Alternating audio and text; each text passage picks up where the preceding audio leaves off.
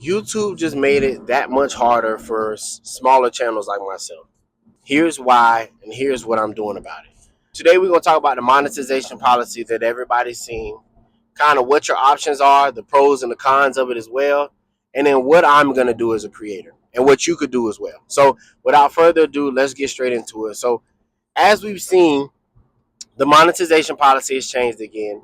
It is now 1K subscribers, as it was before, and 8,000 watch hours. So if that didn't feel hard for, channels before with the 4,000, now it feels even harder with the 8,000. So what are the pros and the cons of this? The pro is that once you do get monetized, if you ever get there, you will get a larger chunk. So for a lot of people, this can be encouraging because as they are chasing monetization, right? This can be encouraging because before, when people would get monetized, they might get like $40 or $50 or $100. But now with it being 8,000 watch hours, you get a bigger piece of the pie. Another thing that they're saying is based on like people doing YouTube Premium, which is like with not having ads and stuff. From my understanding, you are now getting a piece of that like subscription model as well. So it changes how much you're able to earn. It might push the threshold back, but once you get it, you can earn more money. Now, the con of that is a lot of YouTube creators are already struggling to get to the 4,000, and now they got to try to get to the 8,000. So, what are your options?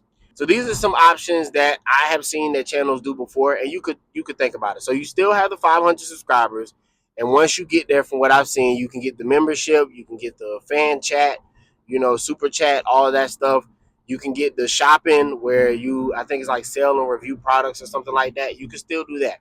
Another thing that you can do that a lot of people do is they make like Discord groups. They give courses. They have Patreons. They have, affiliate links. They sell their own products. They have merch. There are other ways that you can monetize your channel without just hitting the ad revenue. A lot of people, even with brand partnerships and sponsorships, a lot of people don't have to have, this certain amount of views and a certain amount of watch time for people to want to support your brand.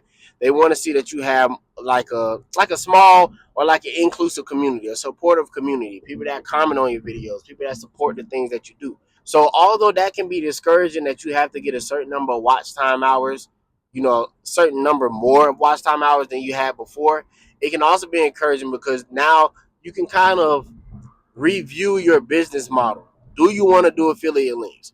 Do you want to do Discord? Do you want to sell courses? Do you want to do ebooks? Do you want to sell merch? Do you want to, do email marketing? And the list goes on. So you have to kind of figure out what your model is based on what your goals are financially for YouTube and kind of how long you want to wait or you want to work to get monetized. So what I'm doing as a creator is really twofold. One thing is I'm going to just keep creating, right? Because I think the reality is if I wasn't close to the watch hours before, I'm definitely not close to it now, which is okay because I think that allows me time to kind of like get better and improve. I would say the second thing that I'm working on is retention. So I think of it all the time, oftentimes in terms of like documentaries or like the sleep channels, the things that we watch that we give hours to even without knowing that we're giving hours to. So a lot of these channels, they have the retention not because it's anything special that they're doing, but just because they're providing something that people actually want to watch. So I think ultimately it's finding out, how you can get retention for people. I think another way to get the retention is creating content. Sometimes that's longer. So sometimes it's hard to get retention or to get the watch hours when you have shorter videos because people have to watch more of your videos.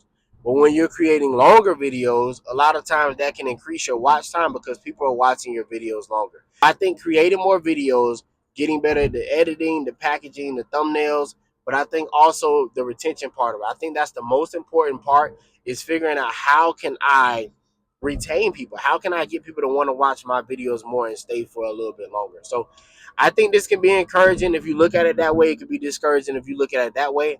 I am encouraged in a way because I'm not really changing my model.